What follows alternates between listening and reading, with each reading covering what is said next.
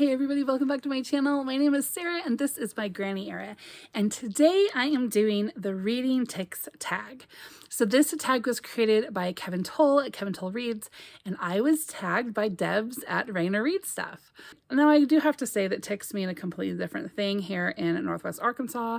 Tics are what you do not want to encounter, but you cannot help but encounter every single time you step outside the door. Now I grew up in Eastern Oregon in beautiful mountain towns and country towns, and you could go lay in the grass, you could roll in the grass, you could spend days laying in the grass and you would never see a tick. No, never, because the ticks were only up in the mountains. But here in Arkansas, if you even think about the grass, you will have a tick on you. It's disgusting. I really despise it. I desperately miss Oregon. Please take me back. Take me back. All right, number 1, do you only read at a specific time of day? I will read whenever I can get a moment, a free moment. I am a homeschooling mom. I have 4 kids still in school. Altogether, I have 9 kids. So I've got married kids, I've got kids outside the house, I've got grandkids. And so my life is very busy and not always on the same, schedule every day. Wanting to read at the same time each day, yes, that'd be great. But being able to, not a thing. I often do not read like early in the morning, but in the afternoon when my kids go off to do their independent schoolwork, sometimes I will sit and read. Usually though, I'll take a nap. But in the afternoons, I often read, and then in the evenings, after dinner, I usually am either reading or doing booktube or working on orders for my shop. That's Monday through Friday. I usually don't really settle in to, really getting into my book until close to 10 p.m.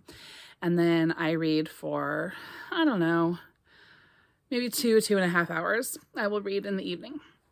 I guess that's like night, right? Anyway, that's what I do Monday through Friday. But then on Saturday and Sunday, I read usually most of the day on Saturdays. Our family stays home on Saturdays. It's just our day of rest and we stay at home. So other than, making meals for my family, or sometimes we'll have like a family study, Bible study. Other than that, I just read all day long on Saturdays.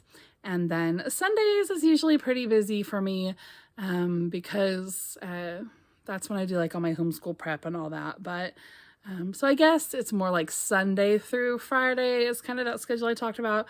But Saturday, I usually get as many hours as I want to read on Saturday. That's kind of a long answer. All right, number 2. Do you prefer to read in your work and everyday clothes, or are you partial to reading in pajamas or comfy clothes? So my pajamas and comfy clothes are my work everyday clothes a lot of times because homeschoolers usually, stay home for a few days at a time. So I will read in whatever I'm wearing. I don't need to change my clothes to read, or I don't feel like more comfortable in this than that as far as reading goes. But usually it defaults to comfy clothes because that's usually what I'm in unless I have to leave the house, or like I said, it's late at night. Number 3, what is your favorite reading spot? Couch, chair, bed, outdoors, somewhere else. My favorite reading spot is either this chair in here in my library or out on my front porch if it's below like 65 degrees outside. But where I usually always read is on my bed. Because that's usually where it's quiet. So in the future, as my kids get older and my house is a lot more quieter, a lot more hours of the day, it will probably be this chair right here in this room that I will read the most in. But right now it's my bed. I have a fan in there. It's a box fan. It runs all year long, and I turn it up on high, and it's like my noise cancellation, right? So the kids can be out here talking or watching a show or, playing a game or whatever it is that they're doing, and it will cancel out the noise enough that I can focus on my book, but not just be like sequestered away where nobody can see me. So yeah, that's what I do. Number 4, do you snack while reading, or is this a no-go? Yeah, I have no problem snacking while I'm reading. Like, I'm not worried about wrecking my books or anything like that. I don't check out library books. Like, what I read is usually stuff I'm going to keep or, whatever. My favorite reading snack is probably buttered popcorn and M&Ms. And my kids like that, but they'll mix them together. I don't like that because if your M&Ms get too hot, then they're going to melt colors all over the place. And then you get them on your fingers, and then you get that on your book. So you can't do that. You have to have the M&Ms in a separate bowl. Now that the hot weather is pretty much here, I like to have tea, so like cold tea. When I was in the Northwest, we called it iced tea. Here they just call it sweet tea or unsweet tea, which grammatically actually isn't okay, but that's just what we do. So mine is just very partially sweetened tea with no ice, but also not warm. It's very precise. You make it in a pitcher in the fridge, and then you put like 3/4 of a cup of sugar in the whole gallon, and then serve it from the pitcher in the fridge. However, it's not always super cold by the time you do that. And it could sit on my bedside table for like 3 hours and I would still drink it. So lukewarm tea, sort of cool, is the best, in my opinion. All right, number 5. Do you or have you ever peeked at the end of a book, or do you avoid spoilers at all costs? I avoid spoilers at all costs. I usually always look at the end of the book just to see how many pages there are in the book, because I'm just like, I don't know. I'm one of those people that's just like, oh, when am I going to be done? When am I going to be done? And then I don't know why I'm like that. Like, I want to get through it to get on to the next thing, I guess. I just want to fit in as many books as possible until I die. But I always look at the end page to see how many pages there are. But I'm trying to be so careful not to read the words because I don't want to be, spoiled. I don't want any spoilers. When I go and look at a book up on, like on Goodreads or Amazon or something to see if I might want to buy it, I will read the little blurb, but I don't read reviews. I don't read anything that could possibly give anything away. And then when I'm done with it and I've written my own review, then I'll go and read everybody else's reviews. I don't want them to cloud my thinking until I've got my own thoughts out. So, number 6, do you prefer first person or third person narrative, or do you care? I think I prefer third person narrative. I like for someone else to tell me the whole story from every perspective, rather than one person telling me, right, from one perspective. I don't know why. I just find that I prefer that. Because I think for one thing, and I guess this could happen with a third person narrator too, but not as often and not as heavy, is just that a first person will often give you just their perspective, right? And so if I have built a different perspective than that narrator, well, that's frustrating to me. But if the third person is just kind of giving me like the bird's eye view of everything, well, then I can sort of make my own judgments a little easier without having to muddle through their perspective. I don't know. Maybe that's actually not true. Maybe I'm deluding myself, but that makes sense to me. Number 7, do you read dedications or author's notes, acknowledgements, or do you skip those? So I read dedications. I do read author's notes. Acknowledgements, sometimes I might scan it because sometimes they're really funny or, whatever. But for the most part, not really. I might read a little bit of it and then I realize, wait, why am I reading the acknowledgements? And then I quit.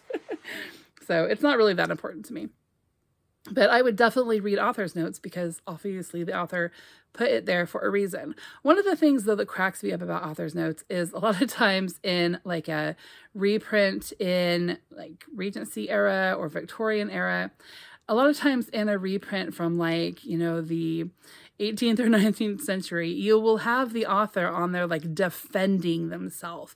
So they'll be like, you guys said all this stuff about my book.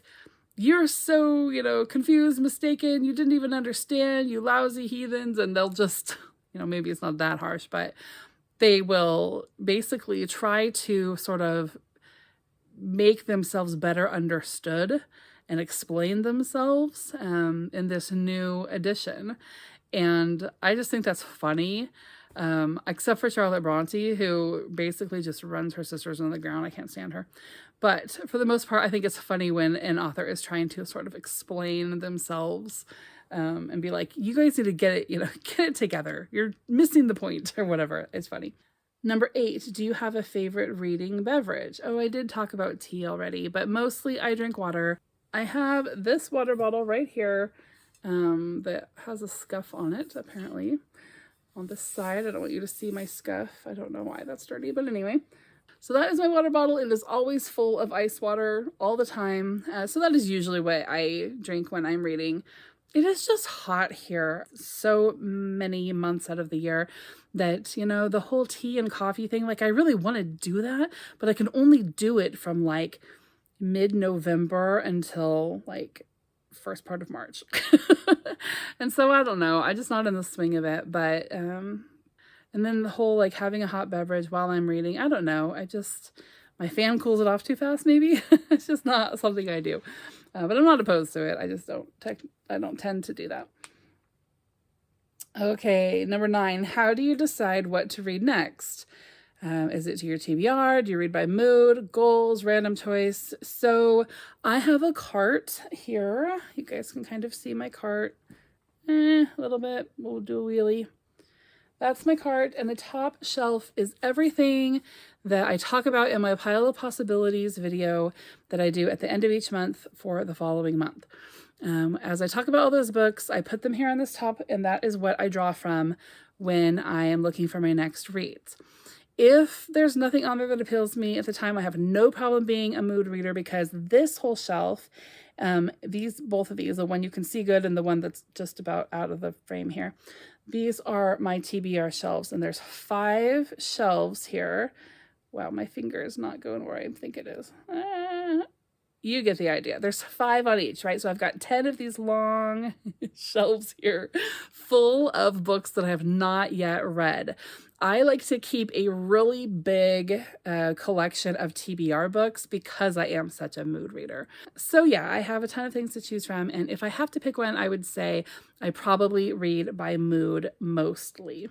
And I usually always read from my TBR. Like I said, I have a lot here to choose from, and I don't do library books. So, what I have to choose from is my TBR or things that I go out and buy. But I'm one of those that will buy the book and then it sits on my TBR for like 6 months before I ever touch it. So I don't know what's up with that. Maybe I think it's going to disappear if I don't buy it right away. All right, and then number 10 is just to tag some people, which I will do in the description box. But if you want to do this tag, do it and make sure and tag me so I come and watch and see your responses. This was a fun tag. Thank you, Debs. Thank you, Kevin.